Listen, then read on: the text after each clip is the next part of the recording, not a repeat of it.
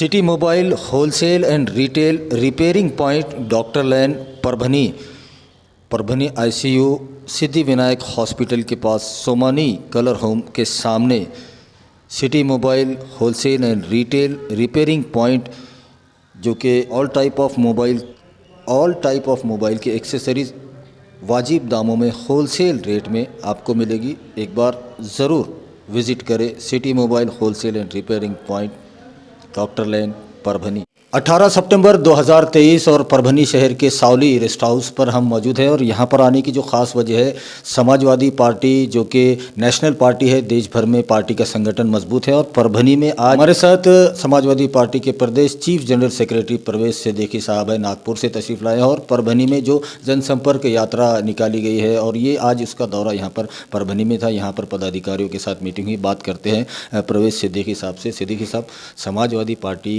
एक आक्रामक भूमिका लेती है महाराष्ट्र में और कौम मिलत के लिए जो शेर महाराष्ट्र है अबू आसिम आज़मी साहब, उनका सर फहरिस्त नाम रहता है। हर मौके पर सबसे पहले उठने वाली आवाज़ वही है।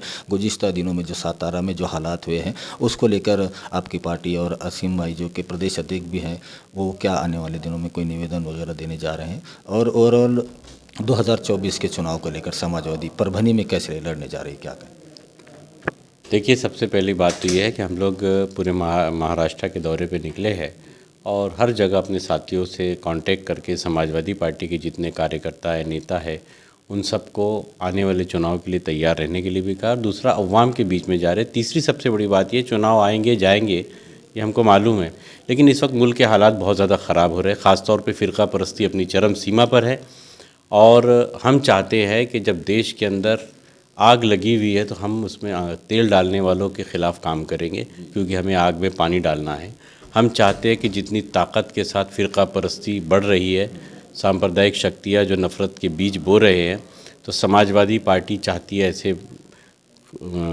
ऐसे हालात के अंदर हम मोहब्बत का पैगाम आम लोगों तक पहुंचाना चाहते हैं। हम चाहते हैं इस देश के अंदर हिंदू, मुस्लिम, सिख, ईसाई सभी समाज के लोग मिलजुल कर रहें और इन लोगों के बीच में मोहब्बत कैसे पैदा हो, क्योंकि देश के अंदर कोई इशू नहीं है। देश का विकास, डेवलपमेंट कोई इशू नहीं रहा। देश में एक ही इशू है। मैं आप जैसे कि आपको बता चुका हूं कि इस देश में सिर्फ एक ही इशू चलता है, वो है देश का मुसलमान।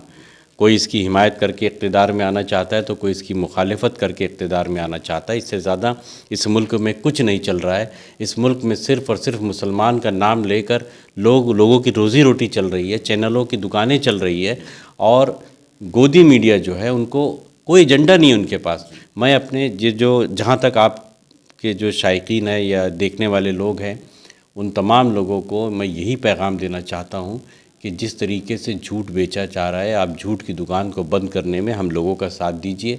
चैनलों में आप देखना, सुबह से लेकर रात तक और रात से लेकर सुबह तक सिवाय मुसलमान के अलावा और कुछ नहीं है। मैं दावे के साथ बोलता हूँ कि तमाम टीवी चैनलों को ये बोल दिया जाए कि एक हफ्ते तक आप मुसलमान का नाम लिए बगैर अपने चैनलों को चला लो। मैं दावे के साथ बोलता हूँ वो ऐसा नहीं कर सकते, क्योंकि उनको उसी का पैसा मिलता है। तो मेरे देश के हिंदू भाई भी इस बात को समझ रहे हैं। इसी वजह से देश के अंदर इस वक्त इन लोगों को बौखलाहट मची हुई है। जहाँ तक चुनाव का ताल्लुक़ है तो आप देख रहे होंगे पिछले कुछ वक्तों से महानगर पालिका, नगर पालिका, स्थानीय निकायों के जो चुनाव है वो आगे बढ़ते जा रहे हैं। उनको मालूम है जैसे मुंबई के अंदर कारपोरेशन में चुनाव होगा, अगर उसमें भारतीय जनता पार्टी हारती है तो उनकी किरकिरी हो जाएंगी और डर से वो चुनाव ही नहीं करा रहे अभी। और ये जो चल रहा है वन नेशन वन इलेक्शन का जो इनका एजेंडा चल रहा है, तो मुझे नहीं लगता कि ये कहीं ना कहीं ये लोग डरे हुए हैं, इनको लगता है और इसी वजह से जो है इनको गिराफ गिरता हुआ दिख रहा है। इसलिए अपनी सरकारें बचाने के लिए एडवांस में ये MLAs तोड़ रहे हैं। और सबसे बड़ी बात यह है कि आज उसूलों पर सियासत करने वाले लोगों की कमी हो गई है। वरना देखिए पूरी की पूरी पार्टी चोरी हो जा रही है।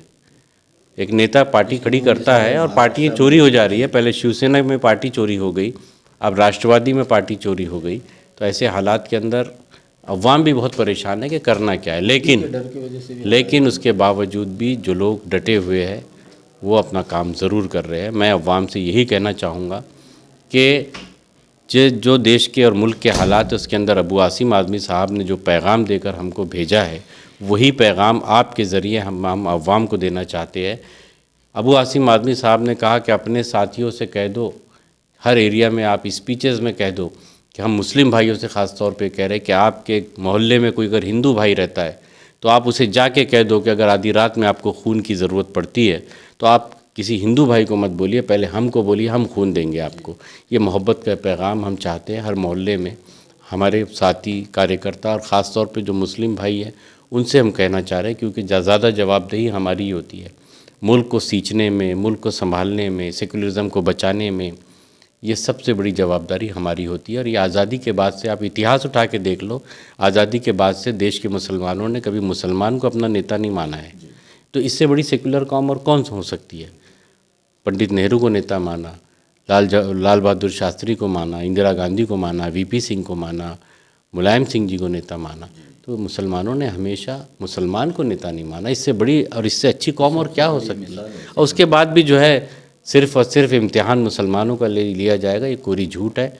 इस मुल्क के अंदर मीडिया जो है हीरो को विलन और विलन को हीरो बनाकर जो पेश कर रहे हैं, हमें उसकी मुखालिफत करनी है। मैं समाजवादी पार्टी के माध्यम से जनसंपर्क जो यात्रा है, जन संवाद यात्रा या संवाद यात्रा अपने कार्यकर्ताओं और लोगों से कर रहे हैं, हम लोग मिल रहे हैं और यही बात उनको बता रहे और अवेयर कर रहे हैं कि अब चुनाव में उन लोगों को जिनके चेहरे बेनकाब हो रहे, जिन पार्टियों के, उन्हें सबक सिखाने के लिए सबको इकट्ठा होना पड़ेगा। तो इसी वजह से आज जैसे इंडिया गठबंधन बना है, उस इंडिया गठबंधन में हम लोग अपनी पार्टी को छोटी करने को तैयार है देश हित के लिए। हम चाहते तो हम बोलते थे पूरी 100 सीटों पे हमको चुनाव लड़ाना है, 150 सीटों पे चुनाव लड़ाना है, हम वो नहीं करेंगे। इस वक्त हम हिकमत अमली अपनाएंगे और उसी पर काम करेंगे। हमारे साथ अब्दुल रऊफ साहब है, जनरल सेक्रेटरी है समाजवादी पार्टी महाराष्ट्र के। उनसे बात करते हैं। रऊफ साहब, जैसे कि ओवरऑल महाराष्ट्र को देखा जाए और औरंगाबाद को अगर देखा जाए तो जिसे संभाजी नगर कहकर पुकारा जा रहा है, जिसका विरोध भी काफ़ी सामाजिक संगठन कर रही है कि एक हिस्टोरिकल शहर है, उसके नाम को इस तरह से बदल देना, जबकि कोर्ट के ऐसे कोई अभी आदेश नहीं आए, मामला कोर्ट में पेंडिंग है, उसको लेकर और समाजवादी का क्या स्टैंड है औरंगाबाद शहर के नाम को लेकर और जो जनसंवाद यात्रा शुरू की गई उसको लेकर? हुकूमत के दिल से वफादार हैं हम, उसूले पे उनके चलने को तैयार हैं हम, मुसलमान हैं, खतावार हैं हम। जैसा कि आप देख रहे हैं मुल्क के अंदर सिर्फ एक ही कम्युनिटी को टारगेट किया जा रहा है और बड़े बड़े शहरों के नाम बदल कर नए नाम रखे जा रहे हैं।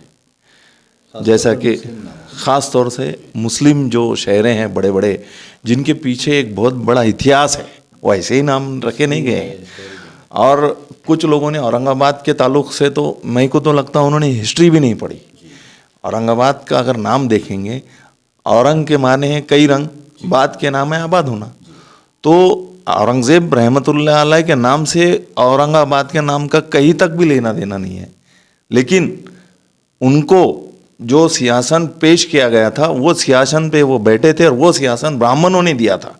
तो उन्होंने ये कह दिया था कि औरंगज़ेब आज आप जो है औरंगाबाद हो गया, औरंग आबाद हो गए आप, क्योंकि उस सूबे के वो सूबेदार थे।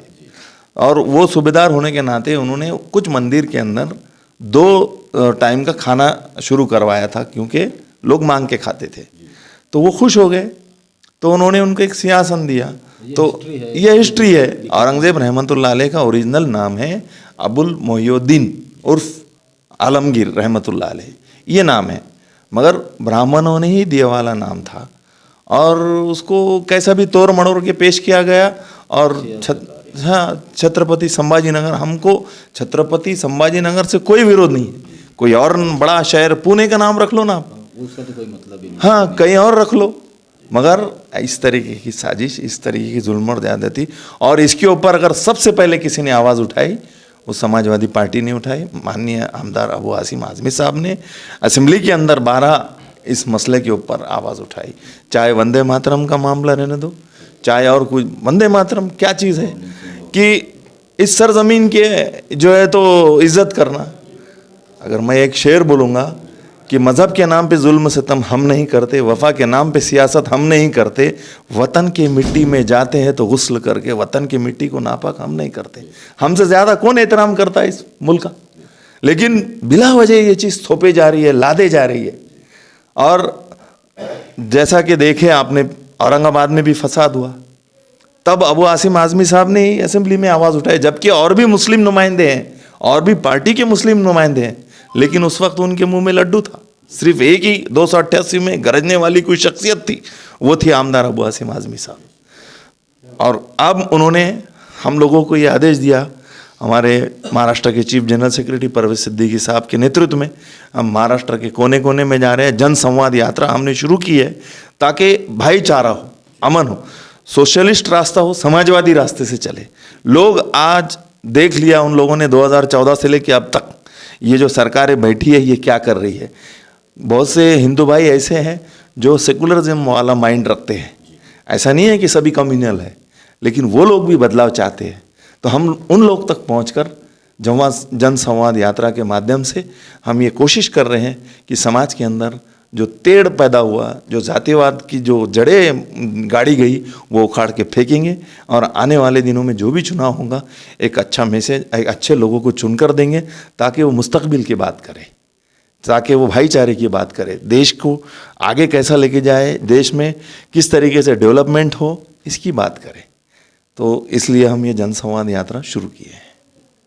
तो देश की एक महिला जो थोड़ी मोटी सी थी, वो सिलेंडर पे बैठकर बहुत तमाशा करती थी कि गैस के जो दाम है वो बढ़ गए हैं। आज वो महिला एक बड़ी नेत्री है, देश की नेता है, देश की मंत्री है, मगर आज चापचुप है जब 1100 के ऊपर अगर सिलेंडर के रेट चले गए। तो इस तरीके से ये एक रेट की बात कर रहा हूँ, बाकी जितनी भी चीज़ों के रेट है जो थालियों में गरीब अपनी थालियों में लाता है, वो सब की कीमतें बढ़ गई है। आपका और हमारा ध्यान इस ओर नहीं है, इस बदकिस्मती इस देश है। हम गाय पे चर्चा कर रहे हैं, हम मॉब लिंचिंग पे चर्चा कर रहे हैं, हम लव जिहाद पे चर्चा कर रहे हैं। कल क्रिकेट के अंदर एक मुस्लिम नौजवान ने 6 विकेट ले लिया।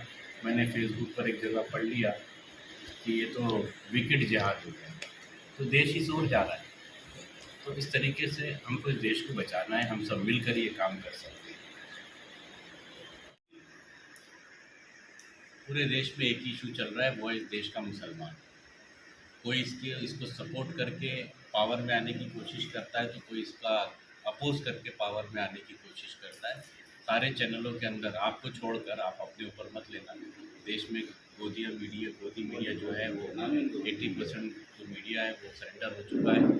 वो पूरी तरह सरेंडर, जिससे देश के अंदर बदगुमानी फैल रही है, गलत चीज़ों को परोसा जा रहा है, झूठ को सच और सच को झूठ बोला जा रहा है। देश के जो हीरो हैं उनको विलन बनाकर पेश किया जा रहा है और विलन को हीरो बनाकर पेश किया जा रहा है। तो ये हमारे गोदी मीडिया की ही कारस्तानी और उन्हीं की मेहरबानी से काम चल रहा है। मैं आपके माध्यम से यही कहना चाहूँगा कि इस देश में कोई विकास का कोई मुद्दा नहीं है, देश की गरीबी का कोई मुद्दा नहीं है। देश में जो महंगाई है वो महंगाई इतनी चरम सीमा पर है कि एक दौर ऐसा भी था जब हम देखते थे कि गैस सिलेंडर के रेट अगर हम लोग जो है समाजवादी पार्टी की तरफ से समाज यात्रा के तौर पर हम लोग विभागीय दौरा कर रहे हैं। पिछली बार हम लोग उत्तर महाराष्ट्र के दौरे पे थे। हम लोग उत्तर महाराष्ट्र के सभी जिलों में समाजवादी पार्टी के शिष्टमंडल प्रतिनिधि मंडल गया। उसके बाद मराठवाड़ा के दौरे पर हम लोग गए और मराठवाड़ा के दौरे पर हम लोग औरंगाबाद से लेकर जालना से दिल्ली आए हैं। यहाँ से हमारा दौरा है नांदेड़। उसके बाद मजबूत करने के लिए निकले, जहाँ जहाँ हमारे पार्टी के पदाधिकारी और कार्यकर्ता जहाँ पर है, हम उनको समाजवादी पार्टी की तरफ से एक संदेश दे रहे हैं कि आप अपने क्षेत्र में जनता के मुद्दे 18 सितंबर 2023 को परभनी के सावली रेस्ट हाउस यहाँ पर समाजवादी पार्टी की जनसंवाद यात्रा पहुँची है। प्रदेश के और पूरे पदाधिकारियों के साथ यहाँ पर जनसंवाद यात्रा में जो आने वाले दिनों की तैयारियां हैं उसको लेकर चर्चा की गई। हमसे भी यहाँ पर बात हुई और आने वाले दिनों के बारे में लेकर तफसीली मालूमात प्रदेश के चीफ जनरल सेक्रेटरी सिद्दीकी साहब और रऊफ साहब तमाम इन लोगों ने दी है। और जिस तरह से देश का इन दिनों माहौल हो गया है और देश भर में इस एक ज़रूरत महसूस की जा रही है, इंडिया गठबंधन बना है और इंडिया वर्सेस से भारतीय जनता पार्टी हो गया है और आने वाले दिनों में यकीनन इंडिया गठबंधन को जीत मिलेगी और वो भारतीय जनता पार्टी को उखाड़ कर फेंकने में कामयाब होगी, ऐसा भरोसा समाजवादी पार्टी के नेताओं ने जताया है। वीडियो जर्नलिस्ट अब्दुल के साथ परभनी अपडेट न्यूज़ के लिए मैं कलीम खुर।